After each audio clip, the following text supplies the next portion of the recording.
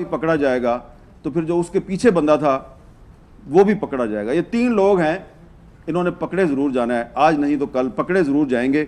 اور جب پکڑے جائیں گے تو آپ کو پتہ چلے گا کہ ارشد شریف کے ساتھ ناانصافی کا اصل ذمہ دار کون ہے. افسوس یہ ہے کہ اس ناانصافی میں آج سپریم کورٹ آف پاکستان بھی ایک فریق کا کردار ادا کر رہی ہے. شیم. بہت شکریہ. بسم اللہ الرحمن الرحیم. سب سے پہلے میں جویریہ صدیق صاحبہ کا شکریہ ادا کروں گا کہ انہوں نے یہاں پہ بلایا, اور یہاں پر جو ہمارے جو سیاسی حمایدین موجود ہیں ان کا بھی شکریہ کہ وہ بھی آئے. یہاں پہ ہم سب آج اپنے دوست ساتھی اور بھائی ارشد شریف صاحب کی 3ری برسی کے موقع پر اکٹھے ہوئے ہیں, لیکن مجھ سے پہلے بھی جن لوگوں نے بات کی اور میرے بعد بھی جو لوگ بات کریں گے تو آپ کو یہ محسوس ہوگا کہ اس میں شکوہ شکایت ہے, اس لیے کہ انصاف نہیں ملا.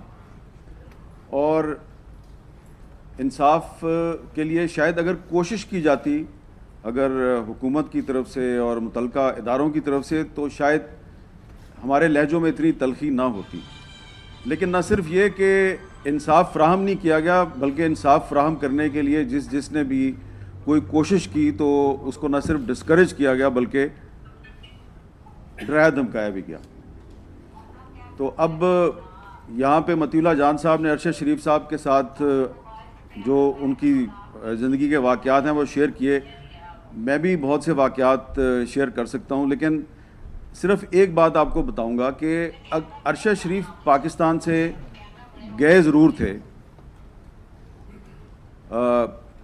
پہلے وہ جانے کے لیے تیار نہیں تھے. یہ بات جو ہے وہ میں اس لیے آپ کو بتانا چاہتا ہوں کہ کچھ لوگوں نے یہ کہا جی کہ ارشد شریف کو پاکستان سے جانے پر مجبور کیا گیا, لیکن مجھے وہ ایک رات یاد ہے جس دن کچھ دوست جو ہیں اس کو یہ فورس کر رہے تھے کہ یار آپ ویزے تو لگوا لیں, کم از کم UK کا ویزا لگوا لو, USA کا ویزا لگوا لو, تمہارے تو پاسپورٹ پہ ویزا ہی نہیں ہے. تو اس نے بڑے ہی تجاہل عارفانہ کے ساتھ یہ کہا کہ میں بھاگنے والوں میں سے نہیں ہوں, اور یقیناً وہ بھاگنے والوں میں سے نہیں تھا, اور وہ خود نہیں گیا, خود جانے کے لیے وہ تیار نہیں تھا. اس کو دوستوں نے فورس کیا, اور خاص طور پہ کچھ ایسے دوست جو آخری دنوں میں ارشد شریف پبلکلی بہت کم نظر آتے تھے. آپ کو یاد ہوگا کہ انہوں نے اپنی ضمانت کے لیے اسلام آباد ہائی کورٹ میں ایک درخواست دائر کی تھی, اس کی ہیئرنگ رات کو 11:30 بجے رکھی جسٹس اطہر من اللہ نے. تو ہم بہت سے دوست وہاں پہ گئے, تو ارشد شریف اس دن عدالت میں پیش ہونا چاہتے تھے, لیکن ان کو روکا گیا کہ آپ عدالت میں نہ آئیں کیونکہ یہ عدالت کے باہر سے آپ کو گرفتار کر لیں گے. اور پھر ان کے ایک دوست تھے اور وکیل بھی تھے, ابھی بھی وہ حیات ہیں, بیرسٹر شعیب رزاق صاحب. بیرسٹر شعیب رزاق صاحب آخری دنوں میں جب ارشد شریف پاکستان میں تھے تو کافی ارشد شریف کے ساتھ رہتے تھے. شعیب رزاق صاحب نے ہی ارشد شریف کی وہ پٹیشن بھی دائر کی تھی اسلام آباد ہائی کورٹ میں, جس میں کہ ارشد شریف نے مطالبہ کیا تھا کہ حامد میر کمیشن کی رپورٹ کو پبلک کیا جائے. تو شعیب رزاق صاحب کو ایک میسج آیا, اور اس میسج میں یہ کہا گیا کہ ارشد شریف جو ہے اس کو ہم ننگا کر کے سڑکوں پہ گھسیٹیں گے. تو وہ جو میسج ہے وہ ابھی تک وہ صاحب جنہوں نے میسج بھیجا تھا وہ اتنے نڈر اور بے باک ہیں, انہوں نے آج تک وہ میسج ڈیلیٹ نہیں کیا, اور وہ شعیب رزاق صاحب کے پاس موجود ہے. تو اسی لیے ہم اسلام آباد ہائی کورٹ میں گئے, ہم نے درخواست کی کہ جی ارشد شریف کے قتل کی انکوائری کے لیے ایک جوڈیشل کمیشن بنایا جائے, تاکہ وہ جو میسج آیا تھا اس سمیت کچھ دیگر شواہد جو ہیں وہ جوڈیشل کمیشن کے سامنے رکھے جائیں اور ارشد شریف کو انصاف ملے. لیکن وہ جو پٹیشن تھی اس کو 1 سال تک فیصلہ محفوظ رکھا گیا اور پھر وہ ریجیکٹ ہو گئی. اب کہا یہ جاتا ہے جی کہ معاملہ سپریم کورٹ میں زیر التوا ہے. یہ کیسا معاملہ ہے جس کی ایک ہیئرنگ ہوئی سپریم کورٹ میں جب عمر عطا بندیال چیف جسٹس تھے, اور اس کے بعد ہیئرنگ ہی نہیں ہوئی. ایک دفعہ اس کیس کو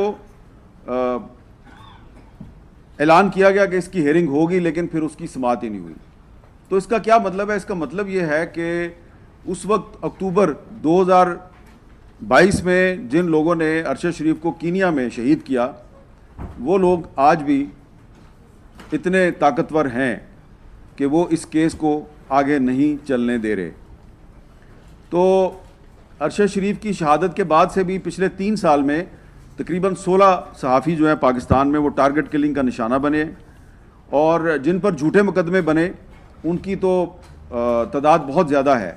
لیکن جب ارشد شریف صاحب شہید ہوئے تو اس وقت بھی ان پر 16 جھوٹے مقدمات تھے.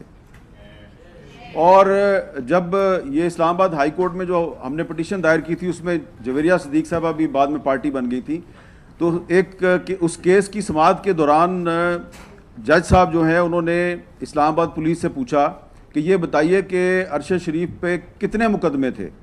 تو انہوں نے فائل کھولی اور فائل سے بتایا جی 16 مقدمے تھے. اور انہوں نے پوچھا کہ یہ کون کون سے مقدمے ہیں؟ انہوں نے کہا جی سارے مقدمے اسلام آباد میں نہیں ہیں, ملک کے مختلف حصوں میں ہیں. ان کی نوعیت پوچھی تو نوعیت ملتی جلتی تھی.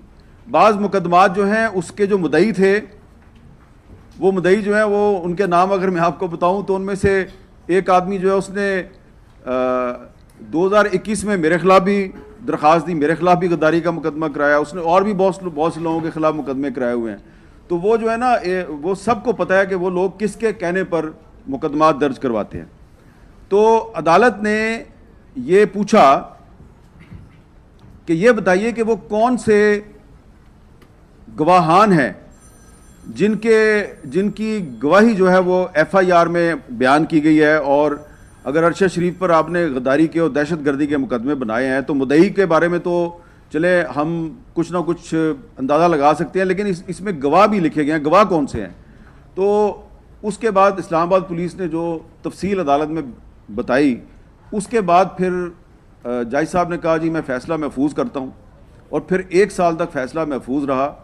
اور پھر 1 سال کے بعد جب فیصلہ آیا تو پاکستان کی صحافت مزید غیر محفوظ ہو گئی, کیونکہ انصاف ہی نہیں ملا. انصاف ہم کیا مانگ رہے تھے؟ جوڈیشل کمیشن بنا دیں.